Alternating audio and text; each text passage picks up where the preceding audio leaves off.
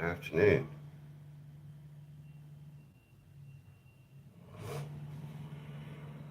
There's road work going on outside.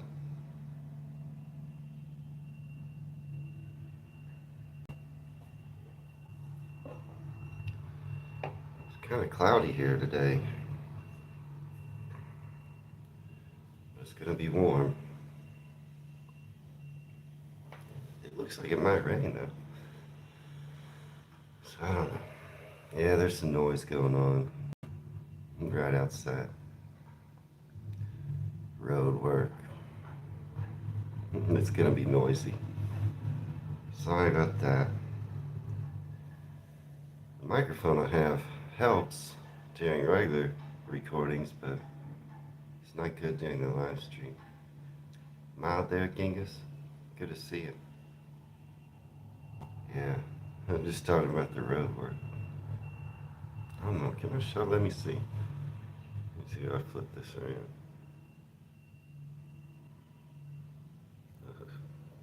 That's what's going on. Right outside. So my windows are dirty.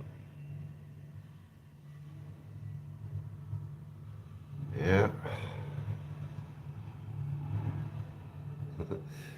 So I can't help the noise. I'm digging a hole. They're replacing the water drainage lines. That's what they're doing. So they rip the street up, replace the water drainage lines, and put the street back. Anyway, just not very many, just me and you, Genghis. Talk about spooky stuff. Talk about spooky stuff. Yeah, I found this website. It's called themorbidtourist.com. It says your ultimate guide to spooky travel in Britain. Nah, they won't have a breakfast, but they just started. They will get that hole dug pretty quick. They will do that. So they'll stop using that heavy equipment probably pretty soon. It'll be less loud. But yeah, this website, The Morbid Tourist, it's about spooky travel in the UK. I was perusing it last night. Looks like it has some interesting stuff on it. Talks all about spooky places in the UK. Where you can go, what you can see. Some of them some of them are well known. York is full of ghosts, which is sad, because I love York. So, but some of them, I was looking around on here and I was like, oh, I never heard of that. Things you can do, like tours you can go on, haunted places you can stay, like weird museums and stuff, even. So I thought I'd go over some of it. It might be interesting. Some of them might be something I might want to see on my trip.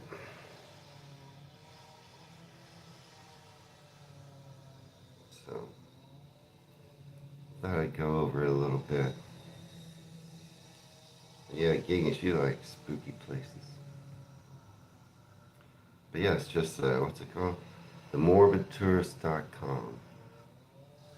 Y'all can look it up if you want. Yeah, all about dark tourism. Avebury at night camping. Avebury's on here.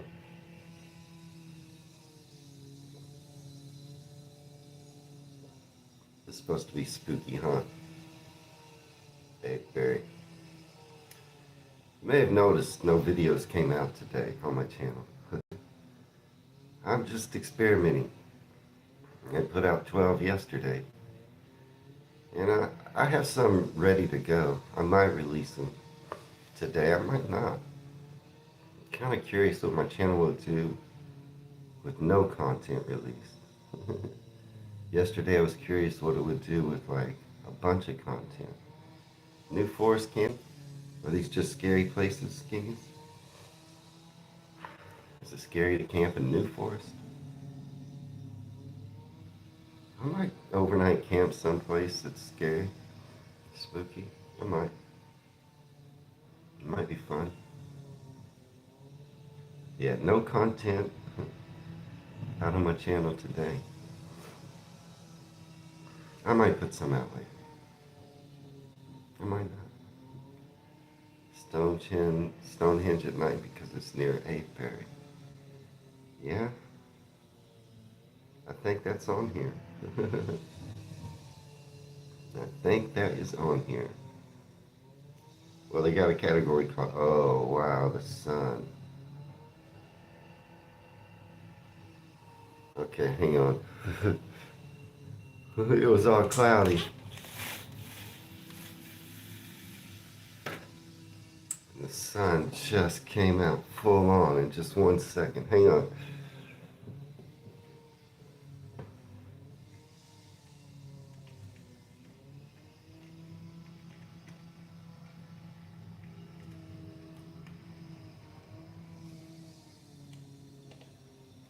Sorry. That was crazy. Did y'all see the sun just hit me like bang? And see, yeah. Millions of followers on other platforms. At some point, I didn't love it anymore. Yeah, Constantine. Hey, Ben. Good to see you. Getting his Glastonbury tours. Well, sorry, that sun just hit me out of. Did you see that? I was like blinded. I couldn't even see. Sun suddenly came out. Yeah, there's a category: the mystery of Stonehenge, myths, legends, and spiritual sites. And that's one of the things Genghis is telling me all about. They do have. Oh, I can't believe the noise and the sun.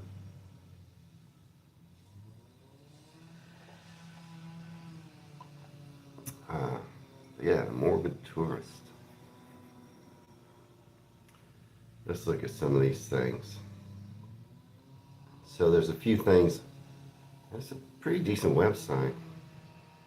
But here I'm just pulling up some of the categories here that they have articles on. Things to do in Haworth Village, a Gothic guide to Bronte country. I didn't know Bronte country was haunted. You know that? So yeah, it says Haworth Village in Yorkshire is best known as the home of the Bronte sisters and the inspiration behind Wuthering Heights. From literary landmarks to heritage railways. So I did want to go there. But let's see what it says about it being all haunted.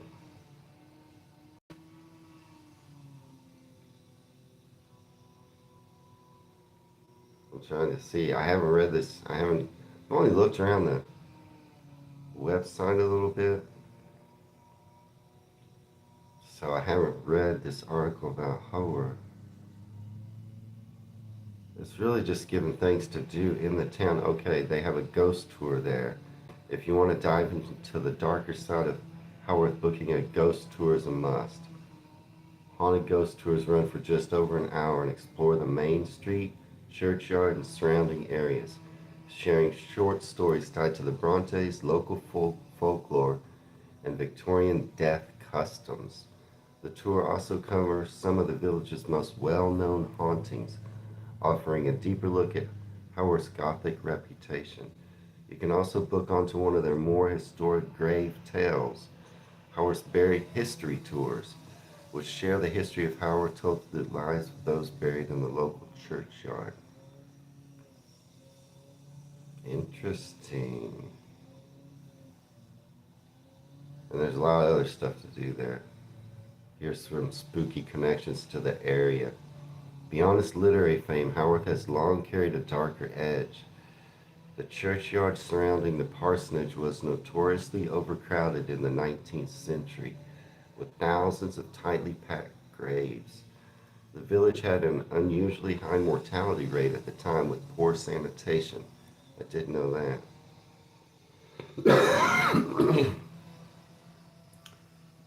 The Brontes quite literally lived around, surrounded by illness, grief, and constant reminders of death. There's also local ghost lore.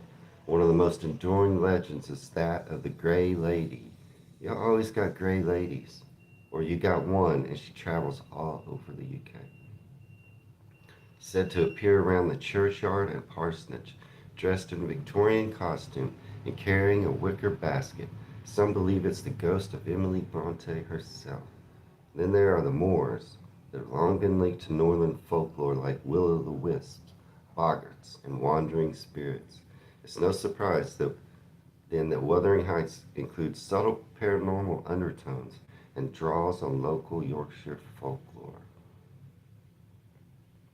Interesting. Oh, it also says that in autumn, Haworth does Halloween.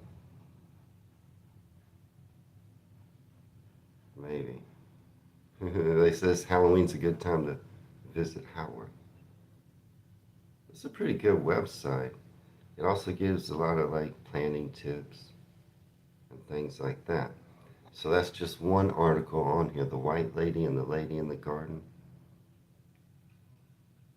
What about them? Who's that?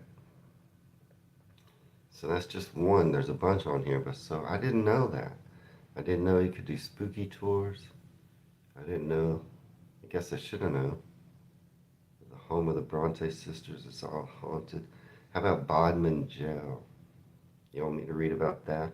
The ultimate guide to Cornwall's most haunted jail. There's a Bodmin. The pub in the UK most famously known for having a skull on the wall is the Old White Hart in Kingston upon Hill. I believe I have read about that. I did a whole live stream, Cheeky Monkey, about haunted pubs. I think that was one of them. Yeah, skull in the wall. Don't do that. So Bodmin Jail or Bowman Jail, y'all know about it. In Cornwall. I don't know if I'm going to visit there. Here's an article called How to Plan a Magical, Mystical, and Spooky Escape in the UK this year. This one probably talks about, let's peruse it. I don't think I'm going to look too hard at Bodmin Jail, unless y'all think I should. I mean, it's haunted. I know why. It's a jail. Those ghosts, they don't know they can leave. Let's look at this one. How to plan a magical, mystical, and spooky escape in the UK this year. It says from sacred sites and spiritual travel to astrotourism and dark sky experiences.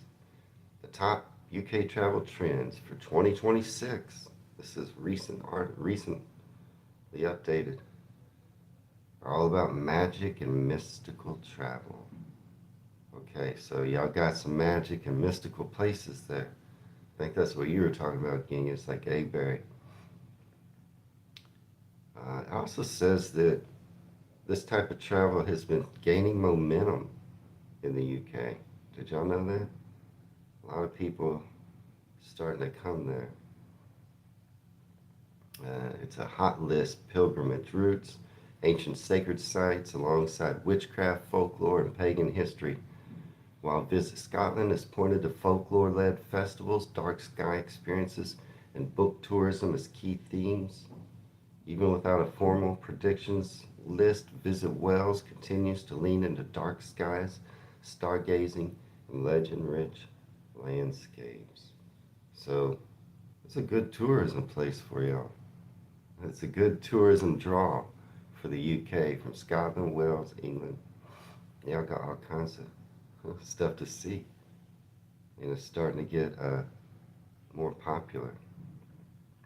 Okay, sacred sites and spiritual travel. Let's see what it says.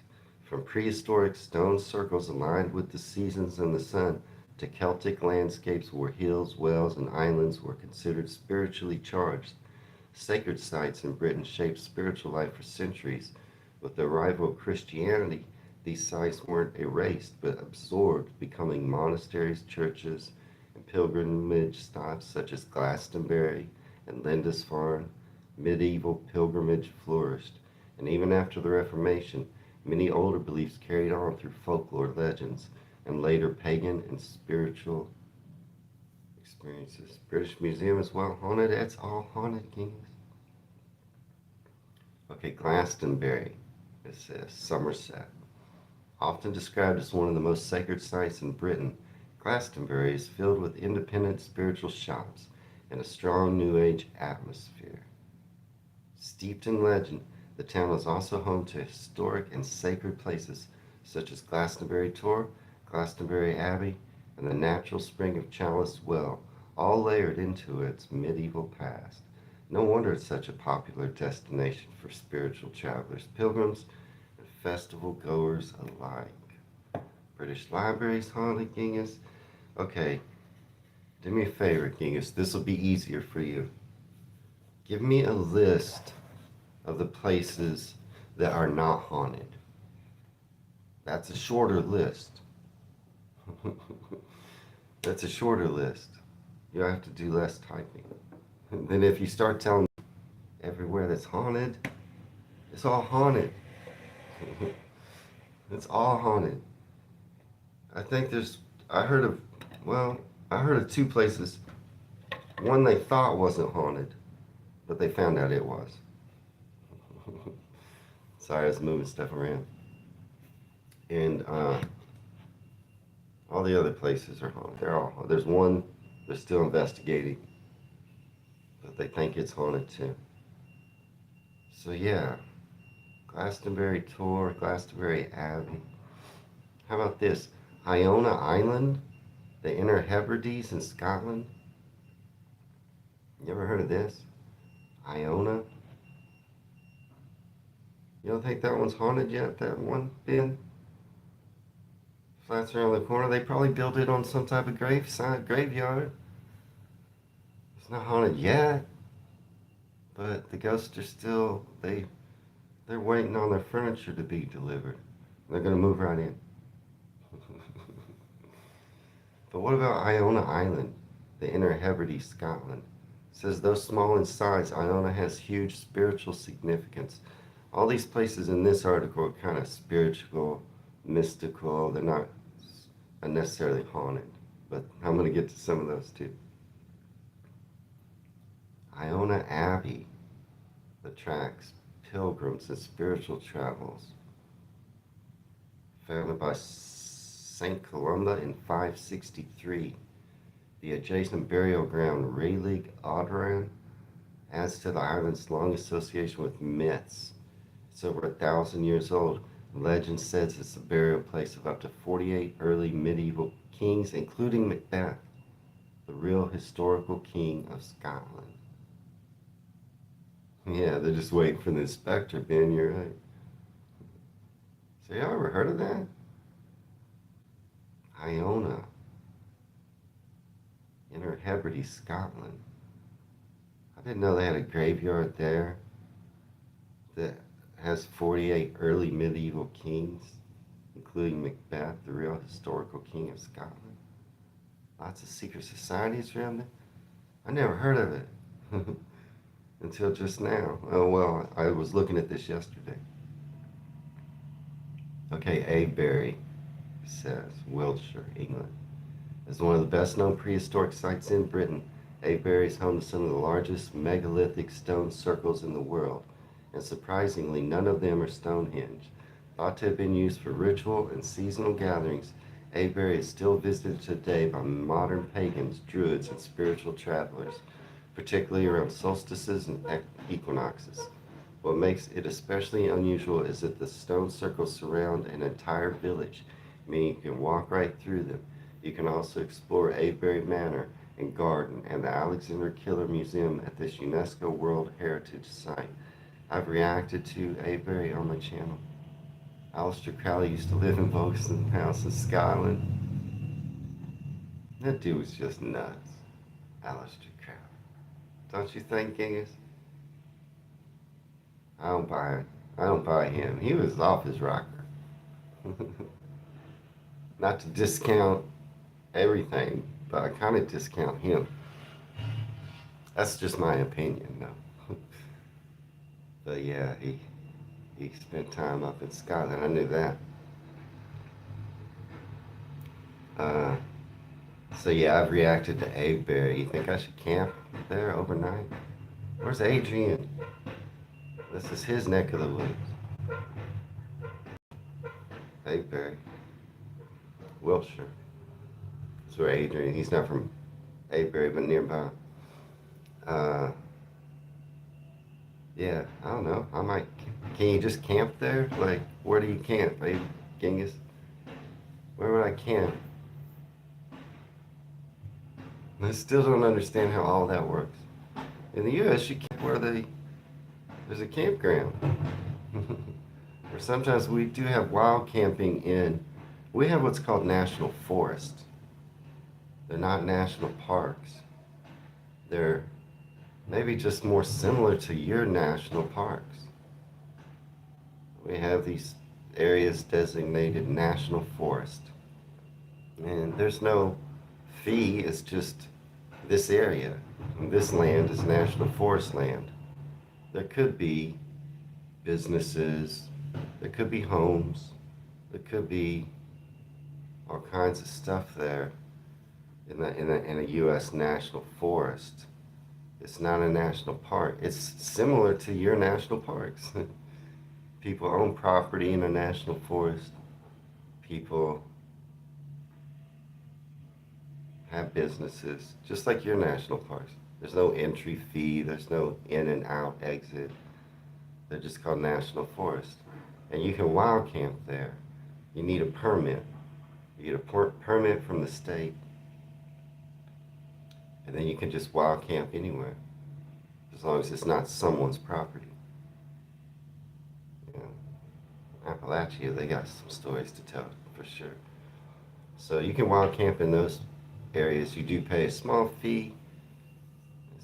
It's like $5 or something. You can get like a week-long pass for like whatever, cheap, and you can just wild camp in national forest. I've done that. But yeah, I don't know. Where do I camp out in Avebury? He says no, or Ben says you can't wild camp there. Is there a campground then? Anyway, how about this next one? Holy Island, Lindisfarne, Northumberland, England. Holy Island, also known as Lindisfarne, is often cited as the birthplace of Christianity in northeast England. Sitting just off the Northumberland coast, the island is only accessible at low tide. Oh, I've seen this, yeah, I think. Which gives visiting it a real sense of journey and arrival as you make the crossing. It was here that St. Aidan founded a monastery in the 17th century, making Lindisfarne. Okay, I do know about Lindisfarne. Maybe I haven't reacted to it. Or maybe I have. Yes, I think I have. I believe it was in the video. It's just American Reacts to Northumberland. Camp on a farm with permission. Hey, Chappie. Holy Island is on ration. On ration? What are they rationing in Holy Island? Yeah, I've seen Holy Island. It's in that video called American Reacts to Northumberland. Interesting. So these are mystical places. There should be a campground somewhere near there. So when you say a campground, does that mean that you can put up a tent? Or is it just an area, a campground? Is that just full of like motorized campers? You have to get supplies when the tide is out, Choppy, yeah. At Holy Island. I mean, usually when we have If it's a private campground, meaning somebody owns it, some of them won't allow tents. They're just for like motorized vehicles, campers. I forget what you call them. You normally rent a pitch and put up a tent, normally in a mix of tents and campers. Okay. So some of ours are like that, like Ben just said. Some of ours you have to check ahead. Sometimes they'll go like no tents. Like what? Why?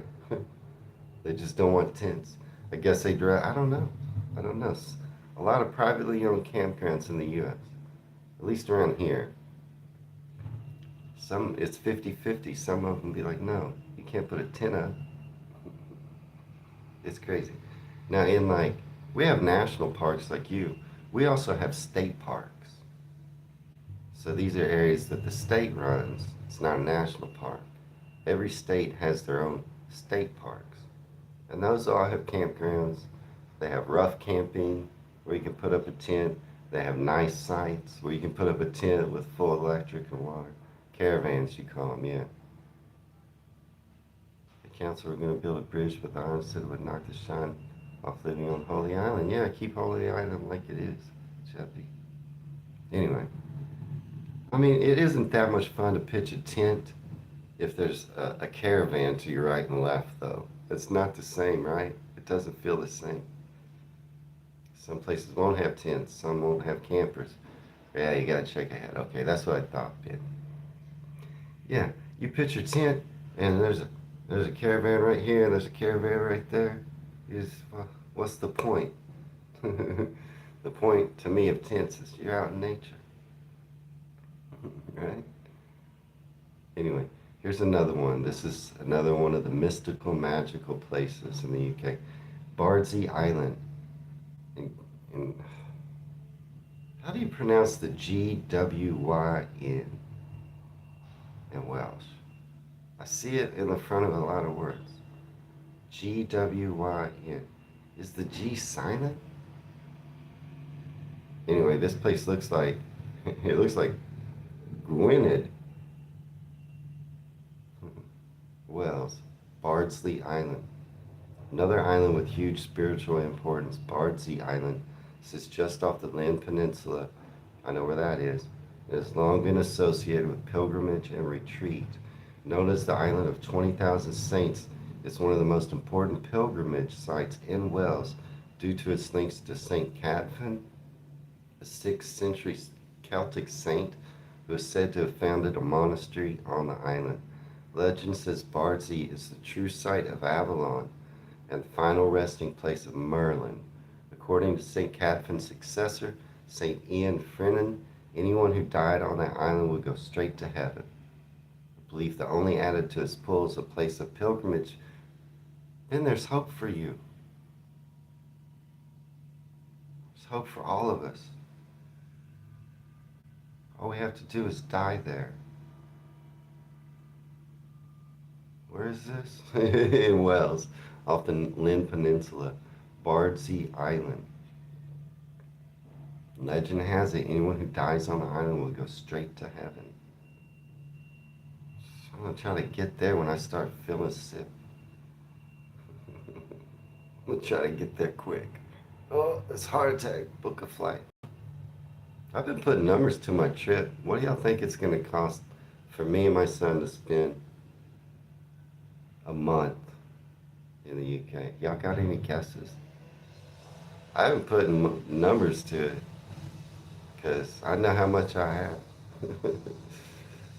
And I've been adding up like every place I want to see. I've been keeping a running tab. Y'all take any guesses? But yeah, I may have to book that flight quick and get to Bardsey Island if I start feeling ill. Is that Bardsey or Bars? Is it Barsley? No, it says Bardsey. Okay. The UK, it also says Witchy Walks and Folklore Journeys. Okay, so it's going to be expensive. 5K, you think? I mean, you got to figure round trip, I'm including flights. Round trip tickets are going to cost between $700 and $1,000 bucks. if I go direct, which I am going to do. So it's going to cost me about $1,500 for two of us just to get there and back. I'm going to fly direct from Dallas. Dallas is ahead. Dallas Fort Worth International Airport is a major airport in the U.S. It's centrally located in the U.S. And American Airlines is headquartered here in Dallas. You didn't think about the tickets, Ben. So yeah, if I spend 700, it depends on when I book. You know what I mean? But a direct flight from Dallas to London, about $700 to $1,000 round trip per person. So that's 1,500 to 2 grand just on tickets for me and Sadie.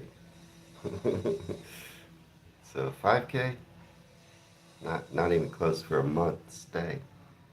Think about how much it costs per night to stay.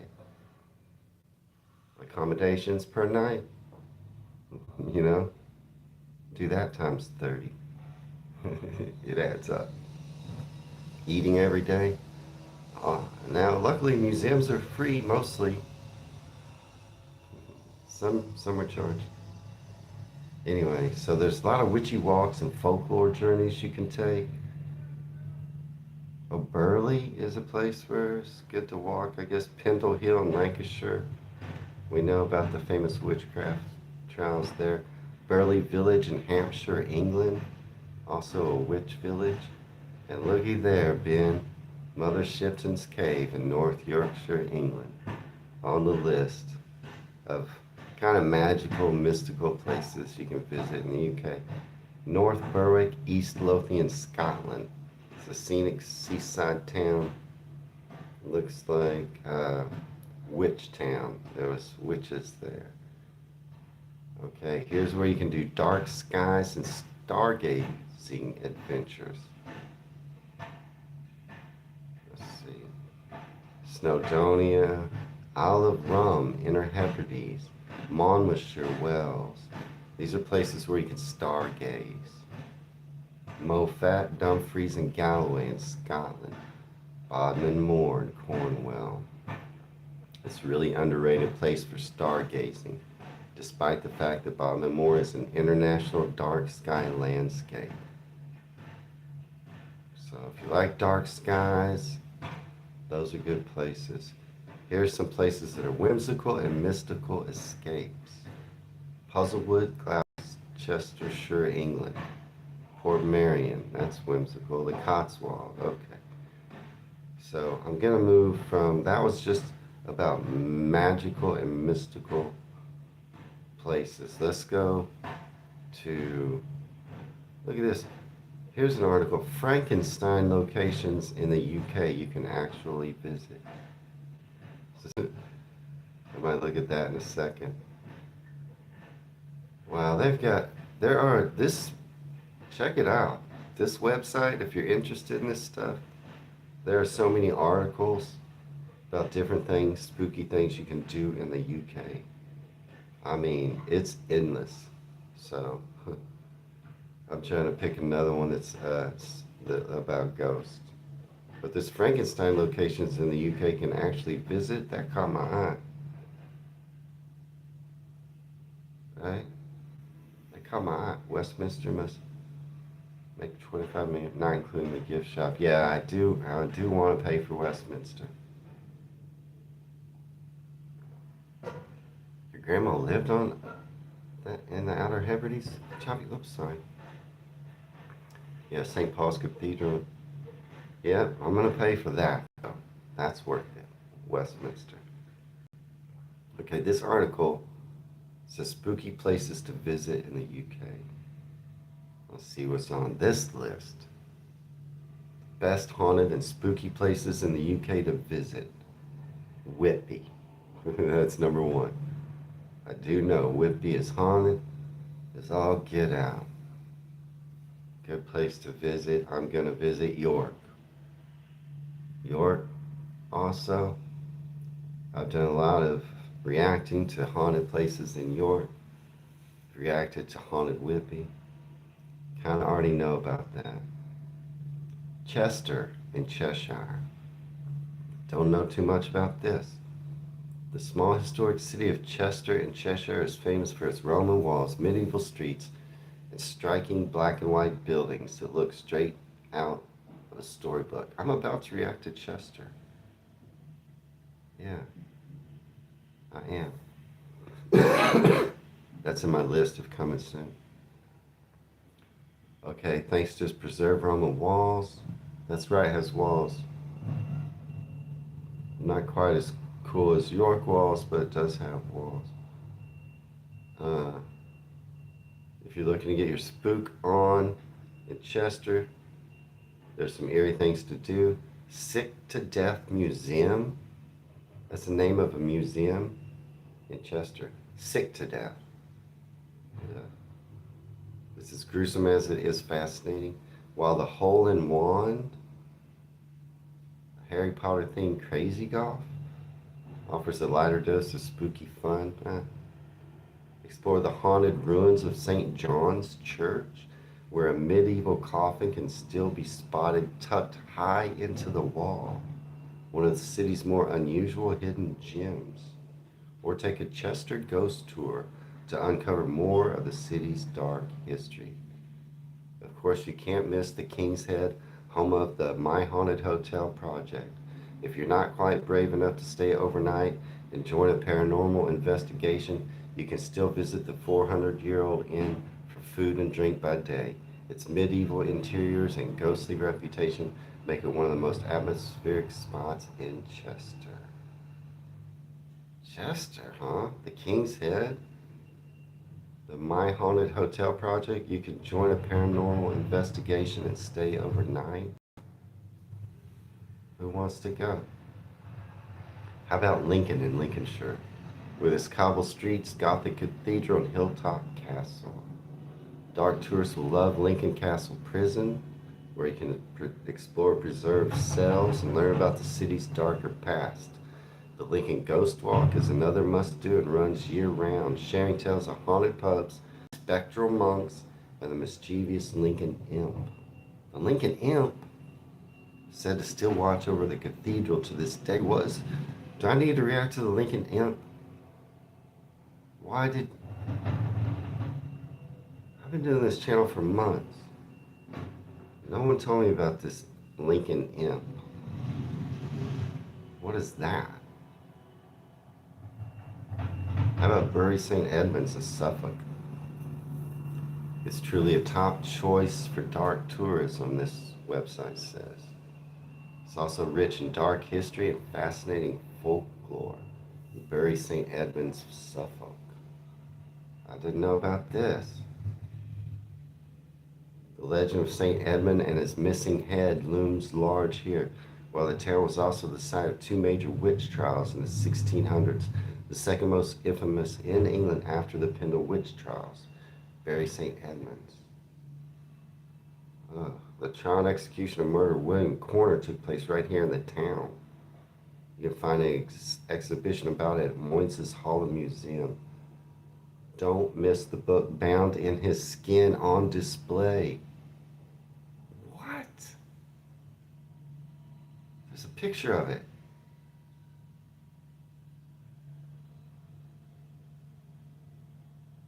The Red Barn Murder, one of the 19th century's most sensational crimes. The trial and execution of the murderer William Corner took place, and they made a book and they bound it in his skin. That's crazy. Bury St. Edmunds? Suffolk? Wow. How about Monmouthshire Wells? Tucked away in the southeast Wales, Monmouthshire is one of those places that quietly oozes atmosphere. Less jump scares and spooky attractions and more ancient ruins and dark history. It's a perfect destination for those who prefer their spooky travels with a side of countryside calm. It's a hauntingly beautiful ruins of Lathany Prior. It's a popular area for stargazing. And of course, haunted by a monk. Nearby the Scared Mountains Inn is often called the most haunted pub in Wales. I have react. Is that the one? No, I think that other one's in Scotland, where the wet, cold, wet young girl ghost gets in bed with you. Is that it? Is that the Scared Mountain Inn? I remember reading about it. It's over 900 years old. More than 180 people said to have been hanged on site. The original hanging beam, now moved to a lower level, still bears the rope marks left behind by the weight of the victims' bodies. At the Scared Mountain Inn in Wales, where they visit in summer for stunning hikes around the Black Mountains, or in winter to cozy up beside the roar. I am going to be in that area. I'm pretty sure. Crazy, huh? Hmm. That's crazy. Edinburgh, Scotland. Much like York, Edinburgh is already well known for a spooky side. This is right. Plenty of witchy experiences in Edinburgh, from the Museum of Magic, fortune telling, and witchcraft to the Edinburgh Witches Old Town walking tour. Edinburgh is full of spooky places and tours. Let's go to this one, and there are endless, honestly, there are endless articles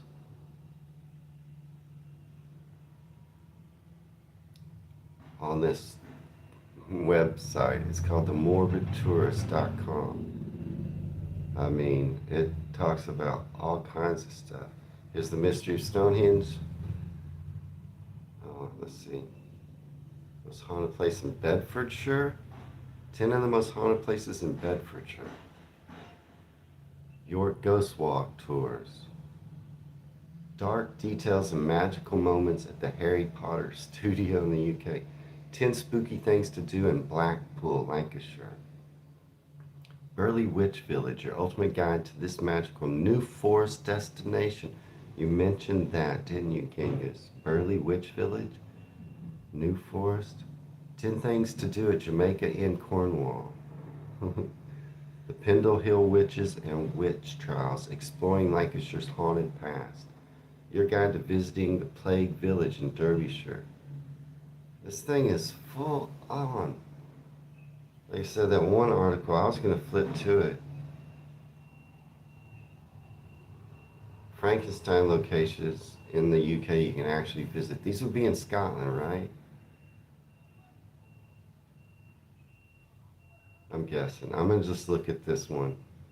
Frankenstein filming locations. Or is that what it is? Mary Shelley's House of Frankenstein in Bath. Based in Bath, the city where Mary Shelley completed Frankenstein and where the story truly began to take shape. Mary Shelley's House of Frankenstein is a riveting museum meets immersive attraction dedicated to the world of Frankenstein. I want to go to that. I want to go to that. I got my copy of Frankenstein right over there. Interesting. A museum where Mary Shelley finished it in Bath. Okay, there is Frankenstein Bar in Edinburgh. It's not only a Frankenstein filming location for the 2025 movie, but it's also home of the iconic Frankenstein Bar.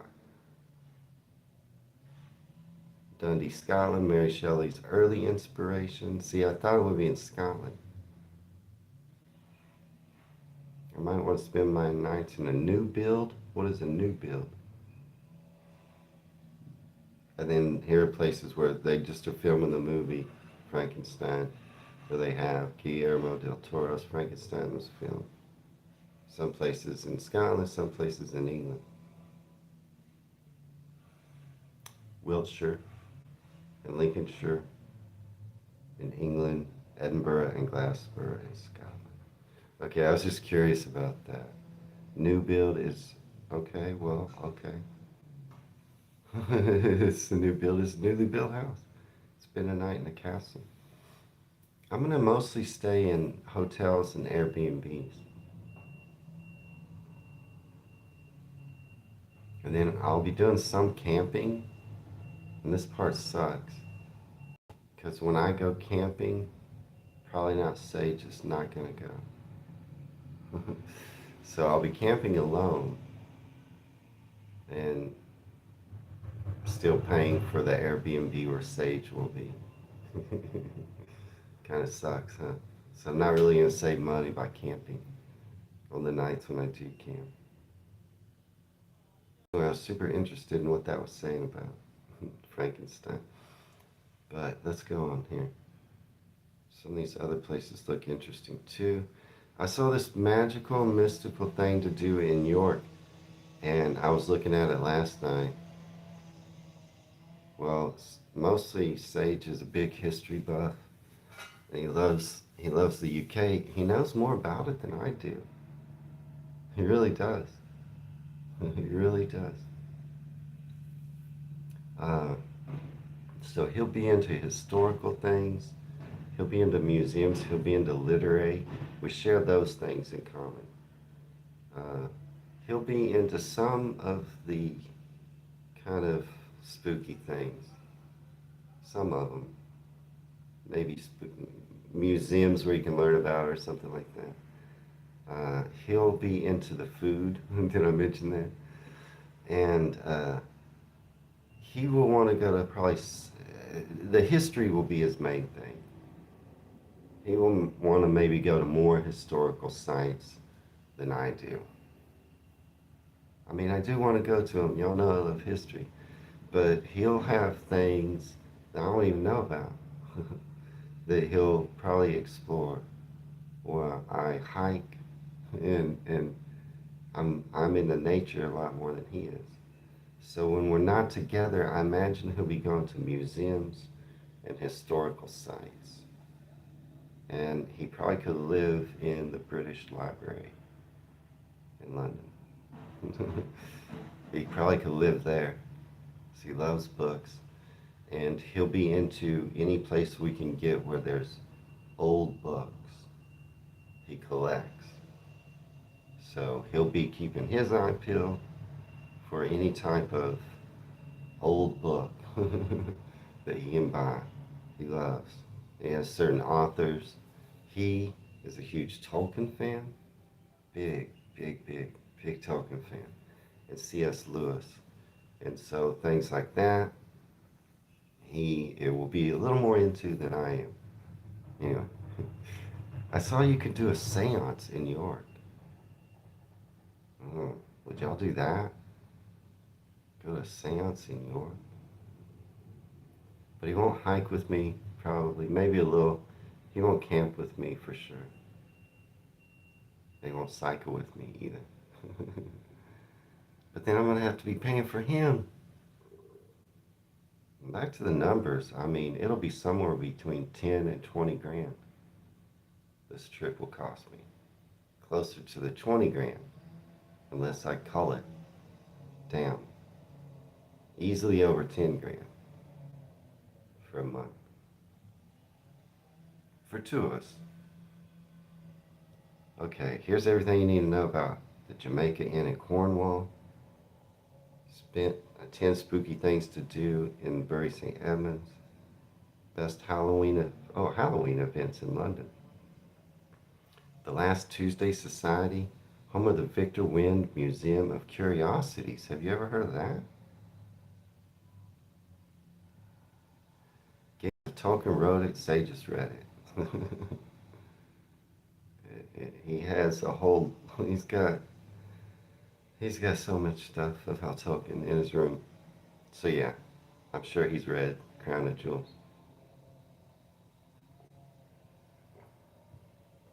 That is his favorite author of all time. Mine is Jack Kerouac, but his is Tolkien.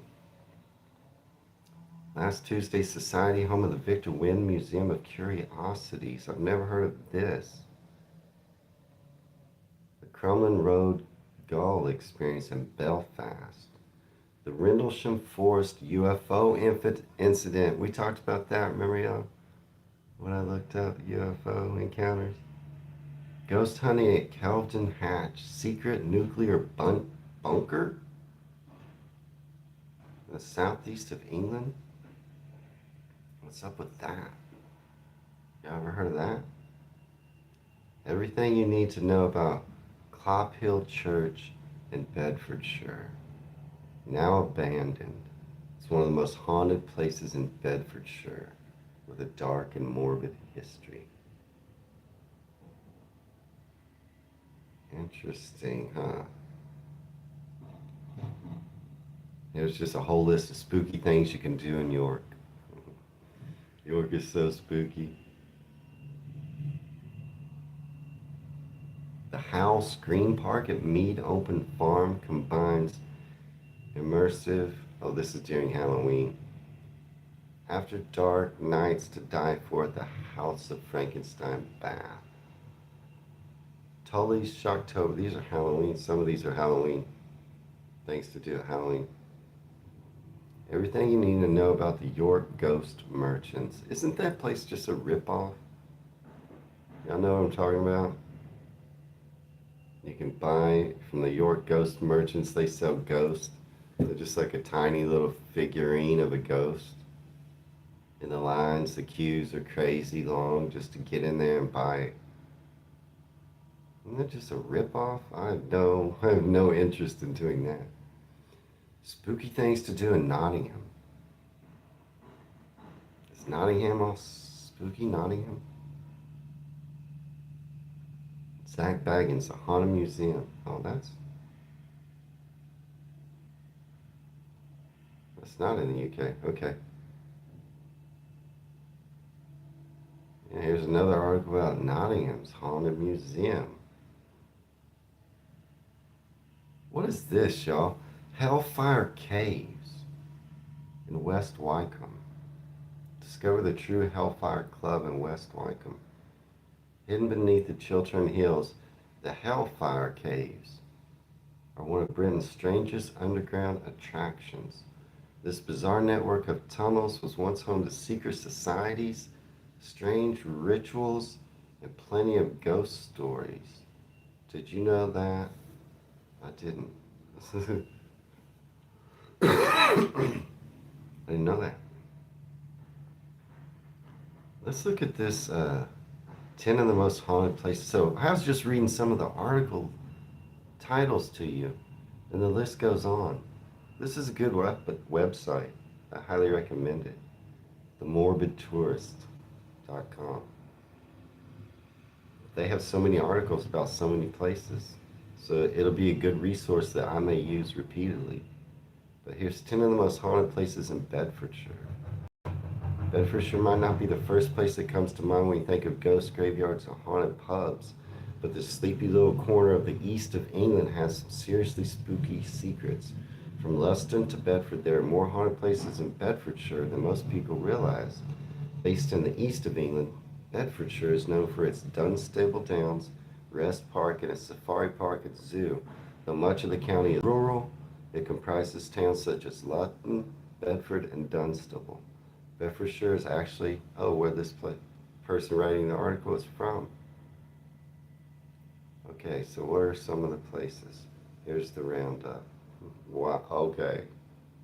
The Warden House Museum and Art Gallery in Luton, Clophill Church in Bedford, the Golden Pheasant in Biggleswade, Flitwick Manor in Bedford, Woburn Abbey in Woburn, the White Swan in Dunstable, Ampthill Castle in Ampthill, maybe, Thurley Airfield in Bedford, Weathercock Lane, Aspley Guys, Chicksands Priory in Chicksands. These are all in Bedfordshire. Clophill Church, for instance. The abandoned ruins of Clophill Church have long had legend attached to them. In fact, this spooky spot is often a must-visit on Halloween due to its dark history. Dating back to the 10th century, St. Mary's Church was once the main church for people in Clophill Village.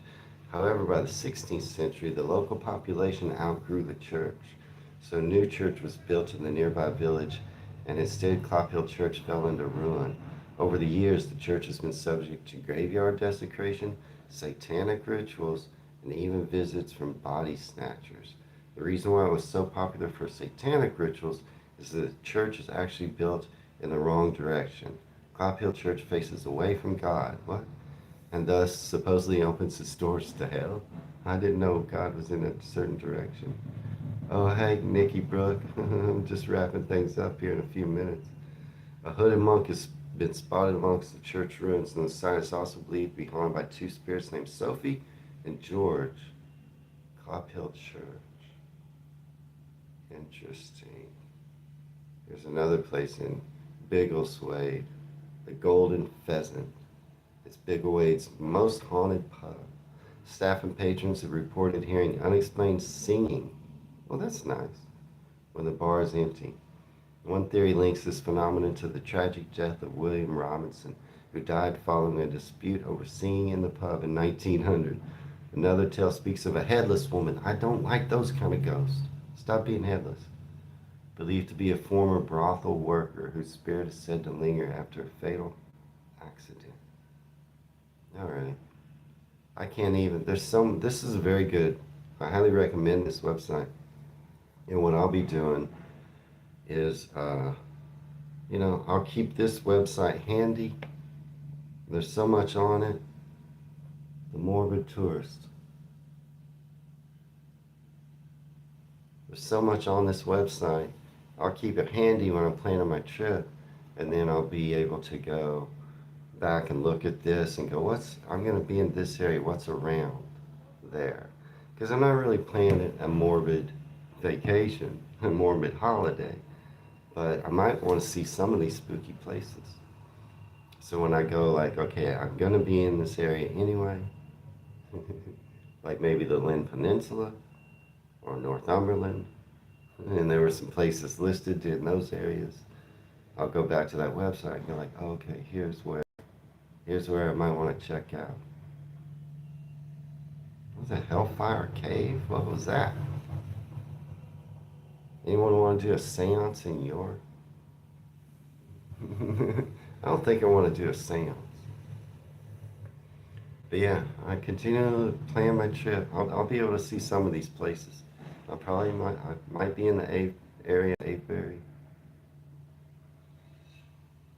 And Avebury probably would interest Sage as well. So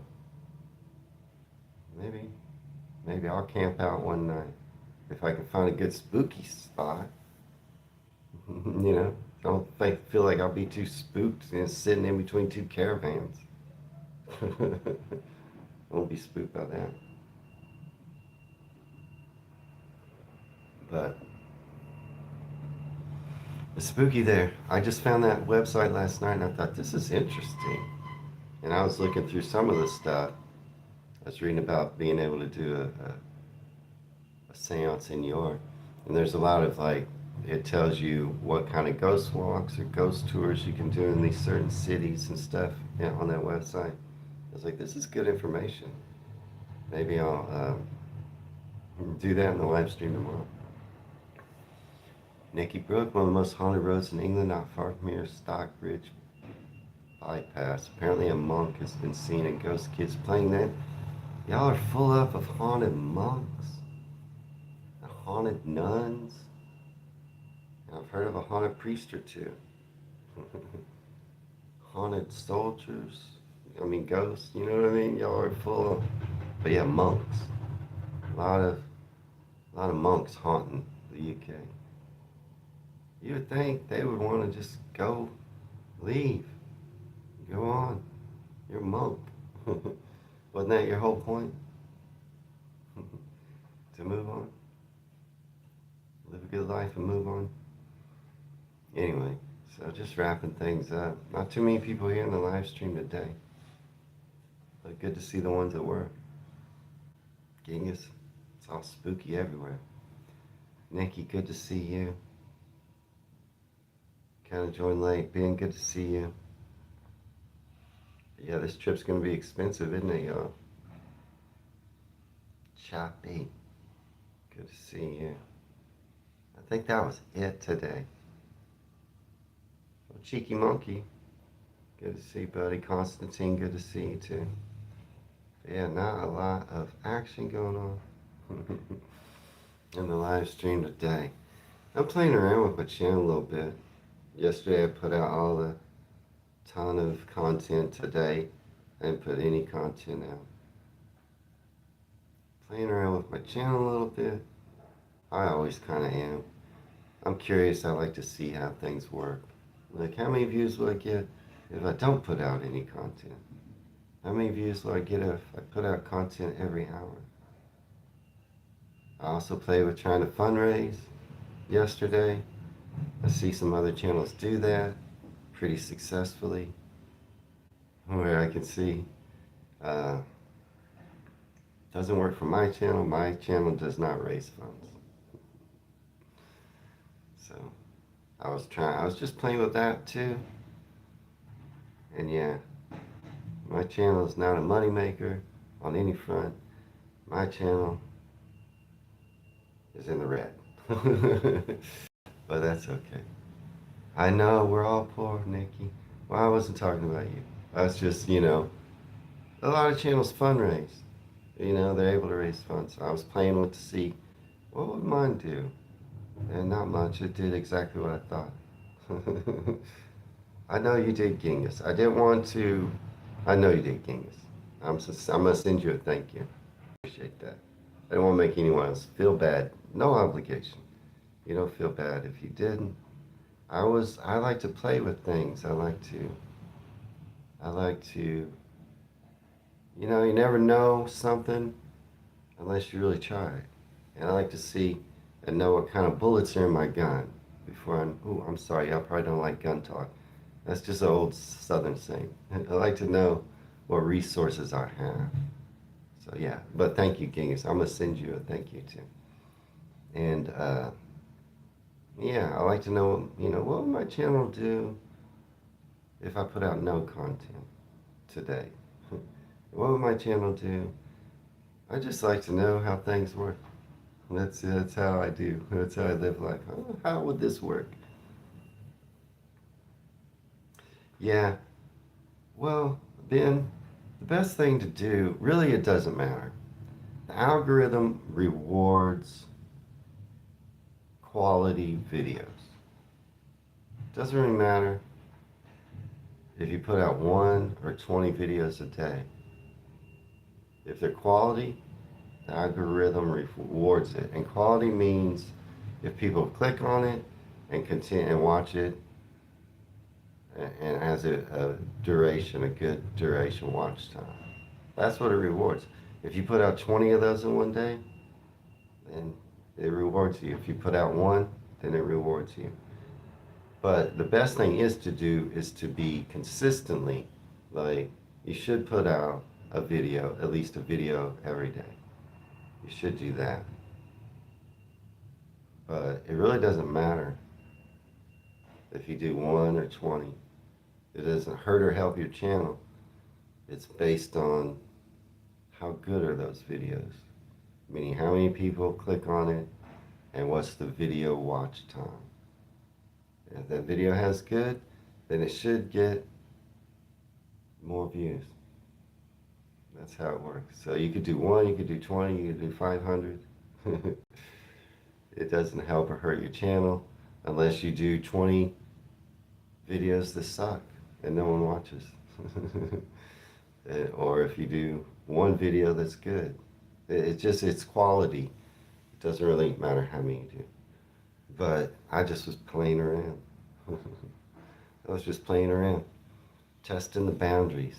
That is me. But anyway, good to see everybody here today. And don't worry about my funds. I got the money saved for the trip, and I'm putting the numbers to it. And the numbers so far are in between 10 and 20 grand. And I might try to scale it back closer to the 10, because right now it's closer to the 20. But good to see everybody today. You have a good day, right? Everybody try their best to have a good day. It's good to see y'all. My pleasure in the live stream. Away from Dallas, Texas, signing out.